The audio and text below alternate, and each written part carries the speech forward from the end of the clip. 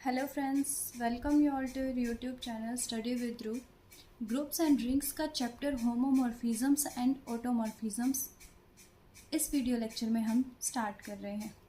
ये है होमोमॉर्फिज्म का लेक्चर नंबर 1, जिसमें हम ये कोशिश करेंगे कि आपको बहुत ही इजी लैंग्वेज के अंदर ये समझा पाएँ कि होमोमॉर्फिज्म क्या होता है और ये कितने टाइप्स की होती हैं, और इस पर कुछ थ्योरम्स पढ़ेंगे जिससे कि हमें होमोमॉर्फिज्म का कंसेप्ट बहुत अच्छे से क्लियर हो जाए।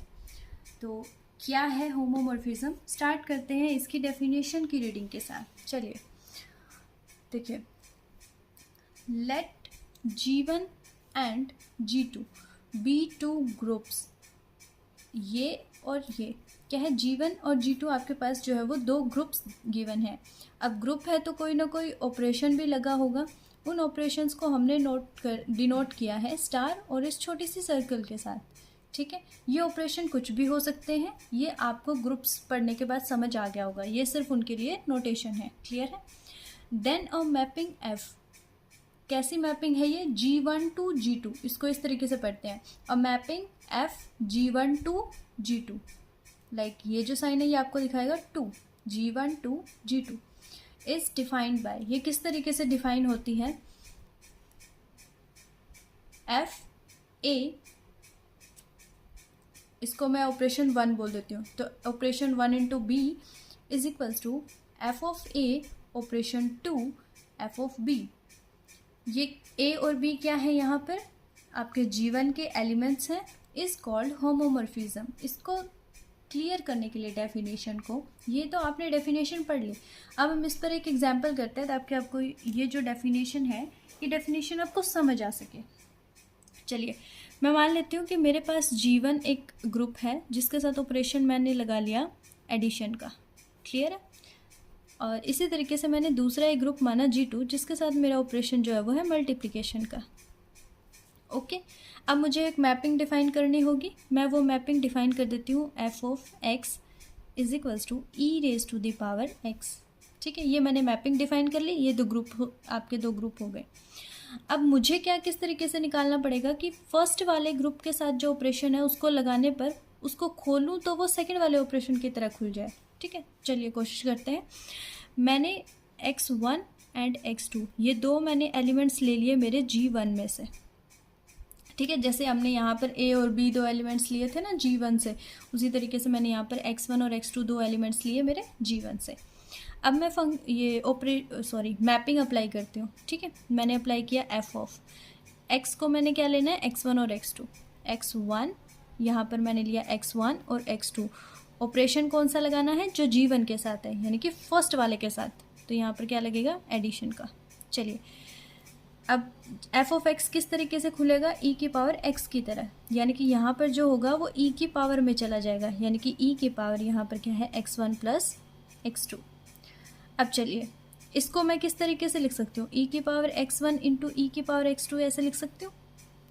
ऐसा क्यों लिख सकती हूँ, चलिए समझते हैं। अगर बेस सेम हो, लेट अस सपोज कि मेरे पास है 10 की पावर 1 इंटू में 10 की पावर 2, तो ये क्या हो जाएगा, बेस सेम होने की वजह से इसको मैं 10 की पावर क्या लिखूँगी, 1 प्लस 2, यानी कि जो पावर्स होती है वो ऐड हो जाती हैं। इसी तरीके से अगर आपको ये दिया होता कि 10 की पावर 1 प्लस 2 है, तो आप इसको क्या लिख सकते हो, 10 की पावर 1 इंटू में 10 की पावर 2। यही हमने यहाँ पर किया। क्या था आपके पास, ई की पावर ये एडिशन में दे रखी थी, हमने इनको अलग अलग लिख लिया। अब देखो e की पावर x कब बना, जब हमने f ऑफ x किया। इसी तरीके से e की पावर x1 कब बनेगा, जब मैं f ऑफ x1 करूँगी। फिर आपके पास यहाँ पर ये मल्टीप्लिकेशन e की पावर x2 कब आएगा, जब मैं f ऑफ x2 को सॉल्व करूँगी। तो ये कैसा फॉर्म बन गया, यहाँ पर आपने G1 वाला ऑपरेशन लिया था एडिशन, और ये खुला किस में, मल्टीप्लिकेशन में, तो ये क्या होगा, होमोमॉर्फिज्म होगा, होमोमॉर्फिज्म होगा। तो आई होप आपको इस एग्जाम्पल से डेफिनेशन क्लियर हो गई होगी कि ये क्या कह रहा है। G1 और G2 दो ग्रुप्स होंगे जो जिनके साथ कोई ना कोई ऑपरेशन होगा, ग्रुप है तो ऑपरेशन तो होंगे। फिर एक मैपिंग डिफाइन होगी G1 से G2, वो अगर इस तरीके से ओपन होती है तो हम उसको क्या कहेंगे कि वो होमोमॉर्फिज्म है। इसको बहुत अच्छे से समझने के लिए आपकी बुक के अंदर जो एग्जाम्पल्स दे रखे हैं, example number 1 to example number 5, उसको स्टडी कीजिए। 5 एग्जाम्पल को पढ़ने के बाद आपको बहुत अच्छे से क्लियर हो जाएगा होमोमॉर्फिज्म क्या है। चलिए अब होमोमॉर्फिज्म के कुछ केसेस हम डिस्कस करते हैं। किस टाइप के केसेस हैं? अगर मेरे पास कोई एक मैपिंग है एफ G1 से G2 पे, ठीक है, अगर तो ये जो मैपिंग है ये 1-1 हो। अब ये आप इस चक्कर में मत पड़िएगा कि ये 1-1 क्या है, ऑन टू क्या है, ये थोड़ा सा आप ध्यान रख लीजिए कि 1-1 है तो उसको क्या कहते हैं। ये 1-1 ऑन टू ये चीज़ें मैं सारी आपको जो नेक्स्ट लेक्चर है उसके अंदर क्लियर कर दूंगी, ठीक है। अभी के लिए आप बस इतना समझिए कि अगर कोई मैपिंग गिवन मैपिंग 1-1 हो या फिर कोई होमोमॉर्फिज्म है जो 1-1 है तो उसको मैं क्या कहूँगी, वो होगी हमारी मोनोमॉर्फिज्म। मोनोमॉर्फिज्म ये किस केस में है? जब 1-1 हो। इसी तरीके से ये मैपिंग गिवन मैपिंग अगर ऑन टू है तो ऑन टू के केस में मैं उसको क्या बोलूँगी? एपीमॉर्फिज्म। क्या बोला जाएगा? एपीमॉर्फिज्म। इसी तरीके से इसके बाद आती है हमारे पास एक ट्रिवियल। क्या है? Trivial homomorphism. इसके बाद आप होमोमॉर्फिज्म लगा लीजिएगा, मैं होमो लिख रही हूँ, ठीक है। तो ट्रिवियल होमोमॉर्फिज्म ये क्या होता है? इसके अंदर हमारे पास मान लीजिए एक फंक्शन डिफाइन है G1 से G2 पे। ट्रिवियल होमोमॉर्फिज्म में क्या होगा? जब मैं एफ ऑफ समथिंग एक्स निकालती हूँ, यानी कि जब मैं मैपिंग अप्लाई करती हूँ तो मेरा रिजल्ट क्या बनना चाहिए? आइडेंटिटी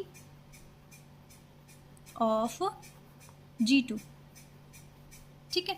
अगर आप मैपिंग अप्लाई करें और आपका जो रिजल्ट बन रहा है वो सेकंड वाले ग्रुप का आइडेंटिटी एलिमेंट बन रहा है, उस केस में जो होमोमॉर्फिज्म वो बनेगी वो कैसी होगी? ट्रिवियल होमोमॉर्फिज्म होगी। इसी तरीके से अगर मैं आपको कहूँ कि identity homomorphism, next one is identity homomorphism. तो आइडेंटिटी होमोमॉर्फिज्म क्या होता है आपके पास? जब आप एफ ऑफ एक्स निकालो और वो वही वाला एलिमेंट रिजल्ट में आए, लाइक यहाँ पर जो आप मैपिंग में जो भी एलिमेंट ले रहे हो, लेट अस सपोज मैं ले रही हूँ एफ ऑफ 2, तो मेरा रिजल्ट क्या बनना चाहिए? 2। इस तरीके से अगर मैं एफ ऑफ 3 लूँ और मेरा रिजल्ट 3 बन जाए, एफ ऑफ हाफ लूँ और मेरा रिजल्ट हाफ बन जाए, तो इस केस में ये इसको हम क्या बोलते हैं? आइडेंटिटी होमोमॉर्फिज्म कहते हैं। चलिए इसके बाद एक बहुत ही इम्पोर्टेंट टर्म आती है और वो टर्म है आइसोमॉर्फिज्म, ठीक है। आइसोमॉर्फिज्म, इस पर मैं स्टार लगाऊंगी, इस डेफिनेशन को अच्छे से समझ लीजिएगा, ठीक है। तो आइसोमॉर्फिज्म क्या होता है? एक ऐसी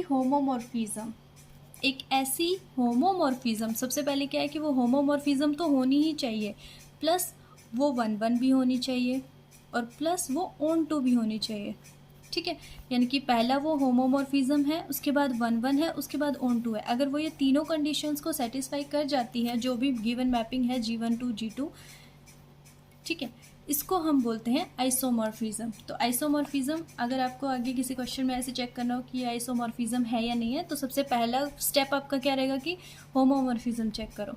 सेकंड वन इज़ कि वो 1-1 होना चाहिए, थर्ड वन इज़ कि वो ऑन टू होना चाहिए। क्लियर है? चलिए अब हम कुछ सिंपल इसके साथ कुछ थ्योरम्स हैं जो आपकी जो होमोमॉर्फिज्म पे बेस्ड कुछ सिंपल थ्योरम्स है वो करते हैं। तो आपकी पहली थ्योरम क्या है? If F mapping F G1 to G2 is homomorphism, ठीक है, ये कोई मैपिंग है और ये गिवन मैपिंग क्या है? होमोमॉर्फिज्म है, such that E1 is identity of G1 and E2 is identity of G2, then हमें ये दिखाना है। क्लियर है? चलिए तो स्टार्ट करते हैं इसका प्रूफ। देखो सबसे पहले मुझे क्या करना होगा, मेरे को एक एलिमेंट चाहिए A जो कि मैंने लिया हमारे G1 में से, ठीक है। अगर A मेरा G1 का एक एलिमेंट है तो इस केस में जब मैं f ऑफ A निकालूंगी तो वो f ऑफ A मेरा किसका एलिमेंट हो जाएगा? G2 का एलिमेंट हो जाएगा। यही तो होता है। देखिए हमारी मैपिंग क्या है? G1 से G2 है। इसका मतलब क्या होता है? बेसिकली हमारे पास क्या होता है कि जैसे मान लो मैं ऐसे डिफाइन करूँ कि f of x is equals to 1, ऐसे मैंने डिफाइन कर दिया सपोज करो, और G1 के पास जो है वो एलिमेंट्स हैं 1 2 3 ऐसे करके समथिंग कुछ एलिमेंट्स हैं। तो जब भी मैं इसमें से कोई भी एलिमेंट उठाऊंगी और इसके अंदर रखूँगी तो मेरा रिजल्ट ये बनेगा। क्लियर है? तो जो यहाँ पर रिजल्ट बन के आता है, यानी कि ये जो मैपिंग लगाने के बाद रिजल्ट बन के आता है वो G2 का एलिमेंट होता है। क्लियर है? चलिए तो अगर ए मेरा G1 का एलिमेंट है तो एफ ऑफ ए किसका एलिमेंट हो जाएगा? G2 का एलिमेंट हो जाएगा। नाउ अब ये एफ ऑफ ए है, ये G2 का एक एलिमेंट है, और अगर मैं इसको E2 के साथ मल्टीप्लाई कर दूं, E2 क्या था? आइडेंटिटी ऑफ G2 था। और आपको बहुत अच्छे से पता है कि किसी भी एलिमेंट को उसके आइडेंटिटी एलिमेंट से अगर हम मल्टीप्लाई करते हैं या ऑपरेट करते हैं तो वही एलिमेंट दोबारा बन जाता है। यानी कि इसको आइडेंटिटी एलिमेंट से ऑपरेट करने पर कोई मतलब फ़र्क नहीं पड़ेगा, सेम एलिमेंट रहेगा। अब इसको मैं कैसे लिख सकती हूँ? यानी कि एफ ऑफ ए को अगर मैं E2 से मल्टीप्लाई करूँ तो रिज़ल्ट मेरा क्या रहेगा? एफ ऑफ ए रहेगा। ठीक है, इसी तरीके से ये मान लो, अब इस एफ को भूल जाओ, अब ये जो अंदर वाला ए है, ठीक है, इसको आप ऑपरेट कर लो G1 वाले एलिमेंट के साथ, यानी कि इंटू E1। अब देखो, इस एफ को भूल जाओ, ए को उसी के आइडेंटिटी एलिमेंट के साथ ऑपरेट करोगे तो क्या रहेगा? ए ही तो रहेगा। तो इस पर कोई फ़र्क पड़ा नहीं ना, तो ये अभी भी इक्वल रहेंगे। क्लियर है? चलिए, अब इसको मैं अलग अलग ऑपरेट कर सकती हूँ। एफ़ को ए के साथ ऑपरेट किया, इंटू में एफ़ को इस E1 के साथ ऑपरेट किया। क्लियर है?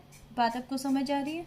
चलिए देखो, अब हमारे पास क्या है कि but G2 is a group, लेकिन हमने क्या कहा था कि जो हमारा G2 है वो क्या है? एक ग्रुप है। यही तो होता है कि G1 और G2 ये दोनों ही होमोमॉर्फिज्म के केसेस में ये दोनों क्या होते हैं? ग्रुप होते हैं। चलिए, तो बाय कैंसलेशन लॉ, आप सभी ने आपके फर्स्ट चैप्टर के अंदर कैंसलेशन लॉ पढ़ा होगा कि अगर कोई दो ग्रुप्स हैं, ठीक है, उनके अंदर ऐसे एलिमेंट्स सेम आ जाए, लाइक किस तरीके से? अब आप इसको फर्स्ट टर्म को और लास्ट टर्म को दोनों को कंसीडर कीजिए। क्या है? F of A into E2 is equals to F of A into F of E1। तो आपके पास कैंसलेशन लॉ आपका क्या कहता है कि दोनों साइड से जो सेम एलिमेंट्स हैं, यानी कि एफ ऑफ ए को कैंसिल कर देता है। यही आपका कैंसलेशन लॉ होता है।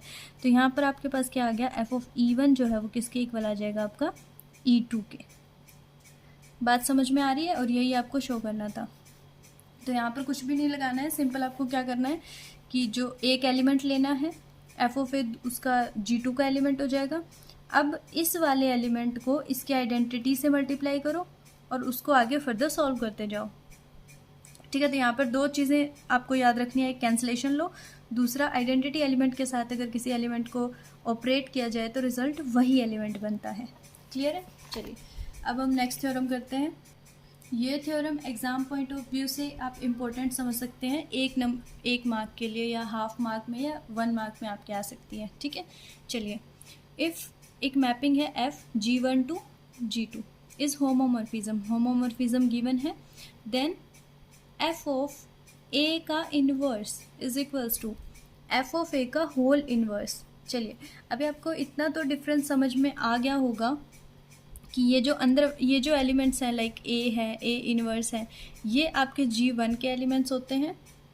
और जब भी इसको मैपिंग के साथ रिप्रेजेंट किया जाए, like F of A inverse, then ये किसके एलिमेंट हो जाते हैं? G2 के एलिमेंट हो जाते हैं। ठीक है, तो यहाँ पर आप क्लियरली देख सकते हैं कि ये जो अंदर वाला एफ ऑफ ए है ये आपका G2 का एलिमेंट है, और यहाँ पर ए इन्वर्स आपका G1 का एलिमेंट है, और एफ ऑफ ए इन्वर्स किसका एलिमेंट हो जाएगा? G2 का एलिमेंट हो जाएगा। चलिए, ये बात आपको क्लियर है? मैं यहाँ इतना समझ कर स्टार्ट करती हूँ। तो अब इसका प्रूफ शुरू करते हैं। सबसे पहले मैंने लिया कि मेरे पास एक एलिमेंट है ए, जो कि मेरा G1 का एलिमेंट है। अब क्योंकि G1 एक ग्रुप है, तो ग्रुप्स की प्रॉपर्टी से मैं ये लिख सकती हूँ कि अगर ए मेरा G1 का एलिमेंट है तो इसका इन्वर्स भी मेरा G1 से बिलोंग करेगा। क्लियर है? अगर कोई एलिमेंट ग्रुप का एलिमेंट है तो उसका इन्वर्स भी उसी ग्रुप में एग्जिस्ट करता है, ये ग्रुप की प्रॉपर्टी है। चलिए, अगर मैं कहती हूँ कि if E is identity of G1, चलिए मैं इसको E1 से नोट कर लेती हूँ। अगर E1 मेरी आइडेंटिटी एलिमेंट है G1 की, ठीक है, देन अगर E1 G1 की आइडेंटिटी है तो जब मैं इस पर फंक्शन अप्लाई कर दूंगी, यानी कि एफ ऑफ E1 निकालूंगी, तो वो किसकी आइडेंटिटी होगी? इज आइडेंटिटी ऑफ ये किसकी आइडेंटिटी हो जाएगी फिर? G2 की, क्योंकि आप सभी को पता है कि जब भी मैपिंग अप्लाई हो जाए G1 के एलिमेंट के साथ तो वो किसका एलिमेंट हो जाता है? G2 का। अगर E1 आइडेंटिटी है G1 का तो F ऑफ E1 किसकी आइडेंटिटी हो जाएगी? G2 की आइडेंटिटी हो जाएगी। चलिए नाउ अब वही हम शुरू करते हैं। अब हम लेके चलेंगे F ऑफ E1 को, ठीक है।